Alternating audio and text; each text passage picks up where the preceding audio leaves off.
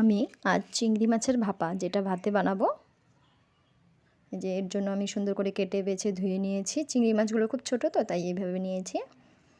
আর এটা বানানোর জন্য আমি কয়েকটা গোটা মশলা নেব। এই গোটা মশলার মধ্যে আছে গোটা ধনে, গোটা জিরে, কয়েকটা কাঁচা লঙ্কা ও দুটো তেজপাতা। এই মশলাগুলো প্রথমে শুকনো কাঠখোলায় ভেজে নেব। এর জন্য আমি উনুন ধরিয়ে দিলাম। উনুন ধরিয়ে কড়াই বসিয়ে দিচ্ছি। এর মধ্যে দুটো তেজপাতা দিলাম।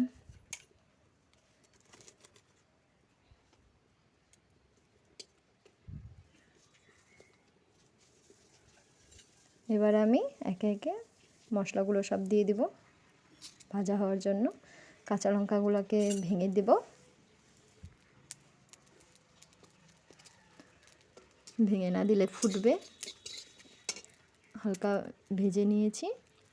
এদিকে আমি চাল ধুয়ে নিয়েছি। এখন ভাতটা বসিয়ে দিলাম।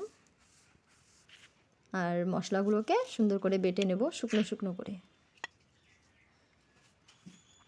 এই যে দেখুন, শুকনো শুকনো করে বেটে নিয়েছি, কারণ এটা ভাতে দেব তো।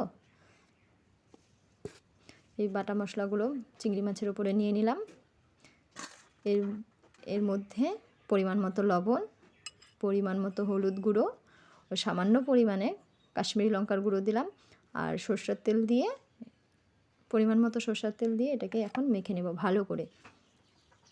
মাখতে মাখতে দেখবেন একটা সুন্দর সেন্ট বের হয়, ঝাঁঝ বের হয়।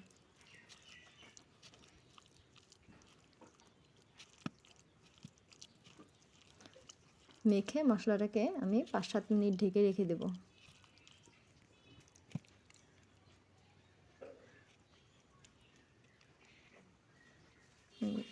ঢেকে রাখলাম। এদিকে আমার ভাত হচ্ছে ধীরে ধীরে। আর এই যে 3টা কচু পাতা নিয়েছি, এটা হচ্ছে দুধ কচু পাতা। এই ডাঁটাটাকে কেটে নেব। এই ডাঁটাটা একটু শক্ত। এবার কচু পাতাগুলোকে সুন্দর করে সাজিয়ে নেব একটার পরে একটা। নিয়ে এর মধ্যে ওই মাখা মশলাগুলো, চিংড়ি মাছ সব দিয়ে দিলাম। দিয়ে এটাকে আস্তে আস্তে মোড়াবো। এই যে দেখুন, এই যে এইভাবে ধীরে ধীরে মুড়িয়ে নিব। মুড়িয়ে এটাকে এবার সুতো দিয়ে বাঁধবো। এটাকে সুন্দর শক্ত করে সুতো দিয়ে বাঁধবো। এদিকে আমার ভাতের দেখুন ফেনা চলে এসেছে। ঢাকনাটা নামিয়ে দিলাম, নামিয়ে একটু নেড়ে দিলাম ভাতটা। এদিকে আমার কচু পাতাটা বাঁধা হয়ে গেছে। এই যে এবার আস্তে করে ওই ভাতের মধ্যে দিয়ে দেব, দিয়ে ছেড়ে দিলাম। এবার জালটা একটু কমিয়ে দেব, এটা হালকা জালে হবে ভাতটা। এই যে দেখুন, এবার ওই কচু পাতাটাকে একটু উল্টে দেব। একটু উল্টে দিলাম, আবার একটু হালকা ঢেকে দেব।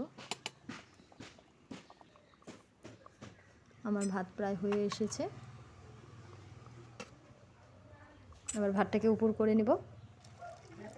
এই যে না, উপর করে ওটাকে সোজা করে আবার ভিতর থেকে ভাতের থেকে আমি কচু পাতাটা বের করে নিয়েছি। বের করে সুতোগুলোকে কেটে সুন্দর করে বের করে কচু পাতাটা আর চিংড়ি মাছটা দিয়ে হালকা মেখে নিব। এই যে মেখে নিয়েছি।